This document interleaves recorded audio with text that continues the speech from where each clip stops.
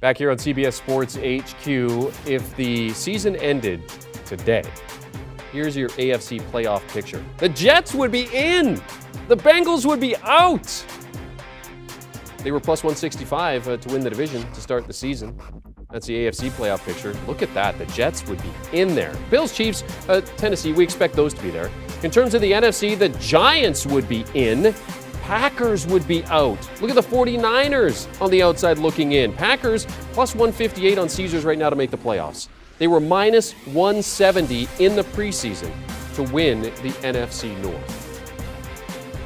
So thankfully, for some of those teams we mentioned there, the playoffs don't start today. There's still plenty of time to get things right. Jeremy St. Louis, Pete Prisco, Bryant McFadden here as we talk a little bit about Pete's power rankings, but kind of shifting it more towards kind of almost a midseason kind of playoff picture. So, I mean, Pete, can you even recall a time when the Giants and the Jets were inside your top 10? No. Together? I cannot. Because the Giants have been there before, but I don't remember the Jets being in there. It's been a long time. It's been a long drought for the New York Jets. It's great for the city. It's great for the Jets fans especially. Look, the Giants have had success. The last time the Jets had success, Joe Namath was the quarterback. Think about that. So it's great for the Jets to be there. I feel for the Jets a little bit. Just when you get the thing going the way you want it to go, you get your quarterback back. Breece Hall's running wild. He tears an ACL. Elijah Vera Tucker, who's had an outstanding season playing a bunch of different spots on the offensive line, out for the year. You're starting to see guys go down. And I always say it, the NFL season is a survival test as much as anything.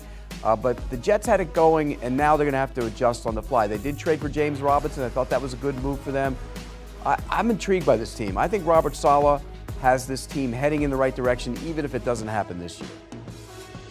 Yeah, and the players, they believe in Saleh and the entire staff. They play extremely hard. They remind me of the New York Giants in playing hard, play with a lot of energy, very, very physical, and just finding a way to get the job done. And yes, those injuries will be key to their success, production. Breece Hall, my goodness, you talk about a do-it-all like running back, but the speed that he showcased. He remind me a little bit of Fred Taylor. Yes. You talk about a bigger back that can turn a 5-yard run into a 60 or 70-yard run at any given time. That jump cut that Fred Taylor was known for, Breece had a little bit of that in his game as well, not to mention a guy that's always falling forward. That's a unique trait to have as a running back. He's out. You talk about Vera Tucker. But this is a team, I think, Pete, they will find a way to weather the storm and continue to stack wins on top of wins. Robinson was a huge plus because we know what type of back he can be when healthy. It's all about how soon will he get acclimated to their scheme offensively. But this has been a feel-good story for the National Football League. I said this a few days ago. If you're a Giants fan, it's okay to root for the Jets this year. If you're a Jets fan, it's okay to root for the Giants because it's great for the city and it's great for the NFL.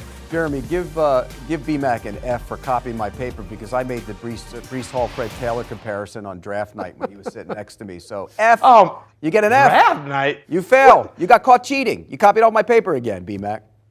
You copied all my paper First of all, correct me if I'm wrong. I was with you on draft night. I didn't hear any Fred Taylor, Breece Hall comparison. Yes, you did. You know I love comparing guys to Fred Taylor. And all the time I watched Breece Hall at Iowa State, it was always Fred Taylor-like, the way he played. And I said it on draft night. You copy my paper again. But you know what? You played against Fred Taylor, so you know Fred Taylor and you know what he could do. That's high praise from you, I'll tell you that.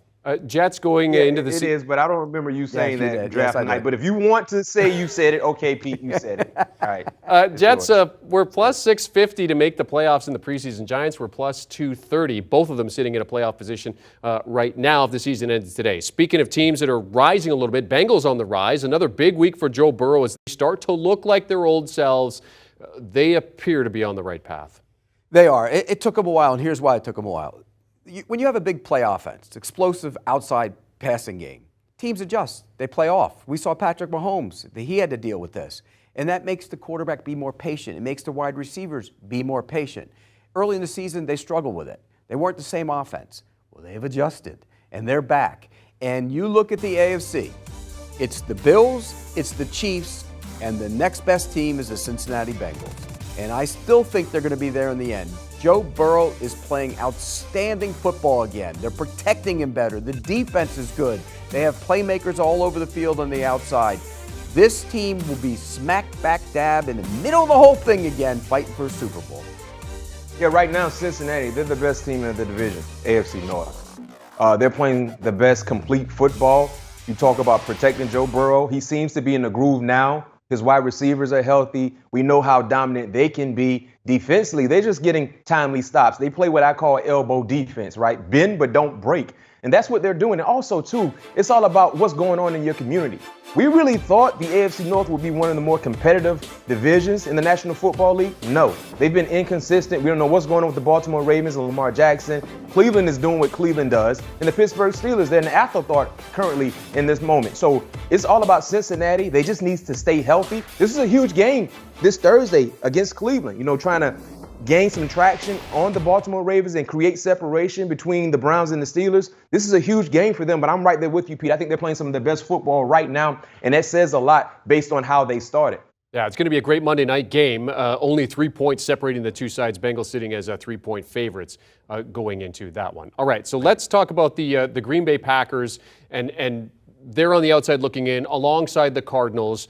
Packers at 17 this week, Cardinals at 23 in terms of the rankings. Which of those teams do you think has the greater ceiling at this point, Pete? The 49ers do. I definitely think that they can get things right because it's a talented roster. They got guys back on defense last week, and they were awful. I mean, they were terrible on defense. The Chiefs did whatever they wanted to them. But they're a better defense than that. Now you get McCaffrey, you bring him in. I wouldn't have made that trade. I've said that many a time. I think it was a bad move for them. Running backs don't decide titles, and you gave up a bunch to go get him. But adding him to the offense will help. I think this is all about Jimmy Garoppolo. How does he play? If he plays well, they're going to be a deep playoff team. If he does not, they're going to have problems. But again, you know what they want to do. They want to run the ball in that scheme, hit those passes, when you get teams flowing one way and throw them back the other way to Kittle.